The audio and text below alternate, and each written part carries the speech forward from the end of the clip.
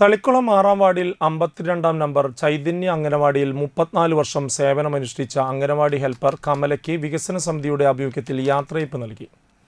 തളിക്കുളം ഗ്രാമപഞ്ചായത്ത് president PI Sajitha യാത്രയയപ്പ് സമ്മേളനം ഉദ്ഘാടനം ചെയ്തു.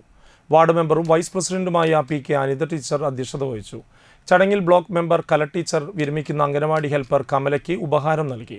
മുൻ വാർഡ് മെമ്പർമാരായ EPK സുഭാഷിതൻ, സിന്ധു സന്തോഷ്, വികസന സമിതി അംഗങ്ങളായ Babu KS, TM Soman, KM Shefeeq, anganwadi teacher Rini MV, Ramachandran Nair എന്നിവർ സംസാരിച്ചു.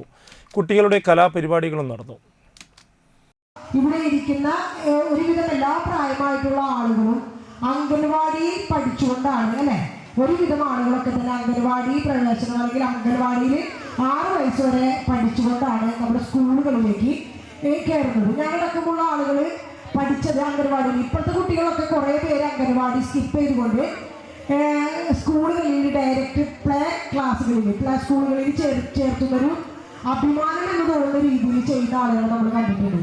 എൻ്റെ മക്കള് 3 വയസ്സ് കഴിഞ്ഞാൽ അംഗൻവാടിയിൽ പ്രവേശിക്കേണ്ടതില്ല, അവരെ ഡയറക്റ്റ് എന്ത് ചെയ്യാം, നമുക്കൊരു 4 വയസ്സാവുമ്പോൾ പ്ലേ സ്കൂളുകളിൽ കയറ്റിക്കൊണ്ട് അവരെ മക്കളെ ഇംഗ്ലീഷ് പഠിപ്പിക്കാമെന്നുള്ള ലക്ഷ്യത്തോടു കൂടി പല രക്ഷിതാക്കളും അതിന് തയ്യാറാകുന്ന ആളുകളായിട്ടുണ്ട്.